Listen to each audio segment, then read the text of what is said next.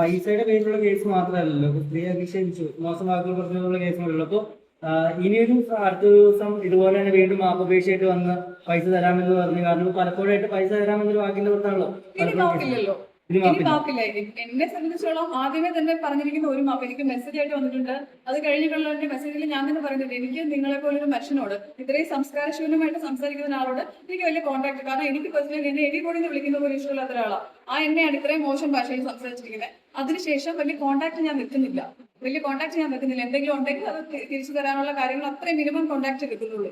മുന്നോട്ടാണെങ്കിലും അങ്ങനെ ഇനി മാപ്പപേക്ഷിക്കാനോ, ഇപ്പൊ പ്രസ് മീറ്റിൽ വന്ന് രാവിലെ ഒരു പ്രസ് മീറ്റ് നടത്തുന്നുണ്ടായിരുന്നു. വാദിക്കല് വന്ന് നിൽക്കാൻ നാണമില്ലേ?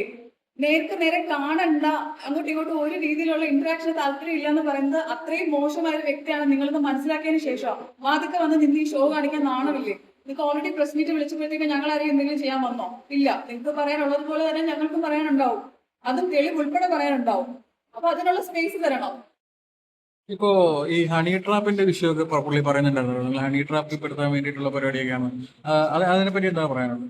ഒരു വീഡിയോ എടുത്ത് അതിനകത്ത് എഗ്രിമെന്റ് ചെയ്ത് അത് ഞാൻ ഷൂട്ട് ചെയ്തു എന്നുള്ള പേരിലാണ് ഹണി ട്രാപ്പ് എന്ന് പറയുന്നത്. ഇതിനകത്ത് ആ വീട്ടിൽ വന്നിട്ട് ചെയ്ത സമയത്ത് വീഡിയോ ഉണ്ട്, ഹോളിഡേ ഇന്നില് ഇരുന്നിട്ട് ചെയ്ത വീഡിയോ ഉണ്ട്. ഇതിലൊക്കെ ക്യാമറയുടെ ഷോട്ട് ചെയ്തിട്ടാണ് ചെയ്യുന്നത്.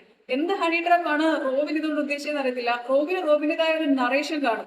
ഇത് റോബിന്റേതായ രീതിയിൽ വേറൊരു കഥ ഉണ്ടായിരിക്കും, അത് കേട്ട് വിശ്വസിക്കാനുള്ള ഫാൻസ് ഉണ്ടായിരിക്കും. പക്ഷെ അങ്ങനല്ല, ഇത്തവണ കുറച്ച് തെറ്റിപ്പോയി, തെളിവെല്ലാം എതിരായി പോയി. എത്ര കിടന്ന് ശ്രമിച്ചാലും ഇനി ഇത് എന്താ പറയണ്ടേ, പബ്ലിക്കില് പൊതുമാപ്പ് പറഞ്ഞാൽ പോലും ഇതിൽ തിരിച്ചു പോയ ഇമേജ് ഇനി കിട്ടുമെന്ന് എനിക്ക് തോന്നുന്നില്ല. ഇത്തവണ കുറച്ച് കഷ്ടമായിരിക്കും.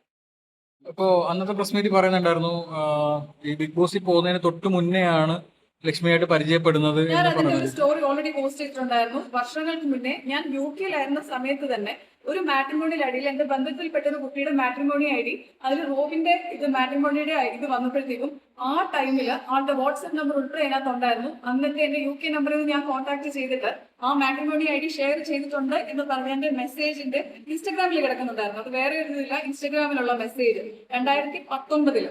അത് പിന്നീട് റീസെന്റ് ബിഗ് ബോസിലൊക്കെ പോകുന്നതിന് മുന്നേ പരിചയപ്പെട്ട സമയത്തും എനിക്ക് ഓർമ്മയുണ്ടായിരുന്നില്ല. റോബിനാൻ എന്നോട് പറഞ്ഞ് നമ്മൾ തമ്മിൽ മുന്നേ പരിചയമുണ്ട്, ഈ ഒരു കോൺവെർസേഷൻ നമ്മൾ തമ്മിൽ ഉണ്ടായിട്ടുണ്ട്, എനിക്ക് ലക്ഷ്മി ഓർമ്മയുണ്ടത്.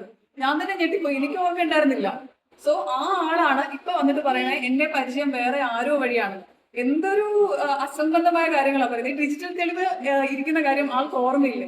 എന്തെങ്കിലും ആളുടെ വായിൽ വന്ന് മാസടിച്ച് പറയുന്നത് മാത്രം ആൾക്കാർ വിശ്വസിക്കാനുള്ളതുകൊണ്ട് അങ്ങനെ വെച്ചിട്ട് പറയുവാണ്.